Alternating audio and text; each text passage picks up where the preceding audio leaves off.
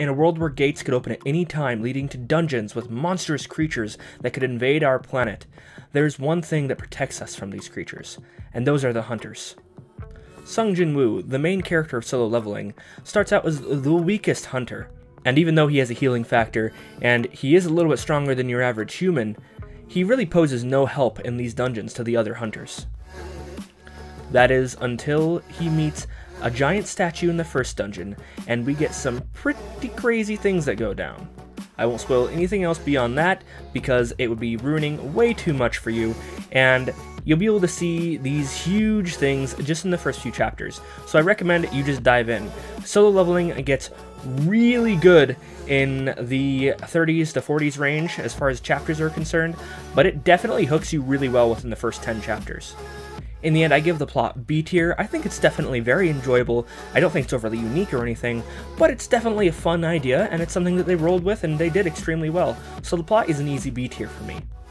As far as character development is concerned, Sung Jin-woo does get character development, and he certainly changes quite considerably throughout the entire series. That said, he is the only character that really gets character development until the 110s range, where you could say another female character starts getting some level of character development, but even then, it pales in comparison to the main character, and it's kind of disappointing to see such a weak main cast. That being the main cast only being one person, really, and everyone else just being minor characters that pop up here and there. So I can only give the character development D tier. But that's okay, because there's plot twists, and there's hype, and it is good. The hype in Solo Leveling is hype. And the community is definitely super crazy for this hype. You can see it radiate off of everyone who's up to date with Solo Leveling. We all get hype for every single new chapter. It's pretty easy to say that Solo Leveling is one of the best examples of hype out there. I definitely don't think it's definitively the best, and there are other things out there that are on the same tier as Solo Leveling, certainly like Records of Ragnarok, which I also plan to do a review of in the future, and a series on. But, that said, we're talking about Solo Leveling today, and Solo Leveling gets S tier on hype. Next up is Worldbuilding, which I'm going to give B tier, because the way that we get the involvement with other countries is a good decent amount of worldbuilding. We do get to see other areas that they explore pretty in depth. We get to see different political systems as far as the hunters are concerned in other nations, and we get to understand a decent fair amount about the hunter system. So I'd say that B tier is pretty fitting for worldbuilding. Flexes, it's on the same thing as the hype. When it comes to flexes, it's just S tier. It's a 10 out of 10. The flexes that Sung Jin-woo pulls on literally everybody, every single corner, it's just amazing. It's part of the reasons why people read the series. If you're reading Solo Leveling, you should be reading it for two things: hype and flexes. And really, that's what Solo Leveling brings to the table, and it does a good job at it.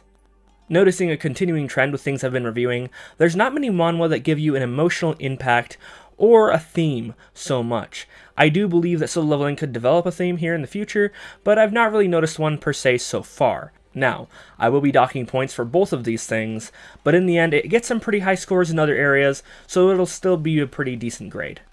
For the narrative, I give it a C tier, because it doesn't necessarily do anything special. It does follow Sung Jin-woo about 99.9% of the time, if not 100% of the time. And while it doesn't do a bad job with the narrative around him, it only shows the one perspective, and I don't think it does anything special. Hence, I'm going to give it a pretty average rating of C tier. But next, we're talking about style, and I definitely enjoy the style in Solo Leveling a whole lot. Now, without spoiling anything, the reason that I like the style so much, let's just say it's because of the class system that we later get introduced into, and the way that this is incorporated into the series. It's something that I absolutely love. The dungeons feel fairly interesting, and every time they go into a new dungeon, I'm invested to see what this new world is, because it's a new area of world building they can give us. It's something that's just a completely different vibe most of the time. So the different dungeons, the different creatures, all of these things, it really contributes to the whole style, the whole way everything fits together for me, and that's why I'm giving the style A tier. In the end, Solo Leveling is a 78 out of 100, making it a pretty high C tier.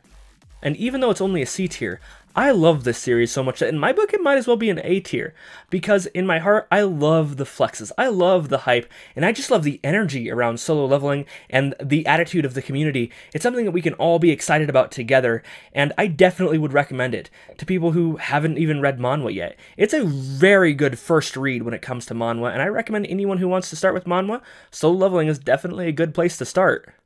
A huge thank you to some of my patrons: Maltar, the 3-star hunter; Future, the 2-star hunter; Wheelku, Neometra, and Brenda, the Holy Clout Hunters; and then Rion and Nish, the Pro Hunters. Thank you, all of you, so much for your support.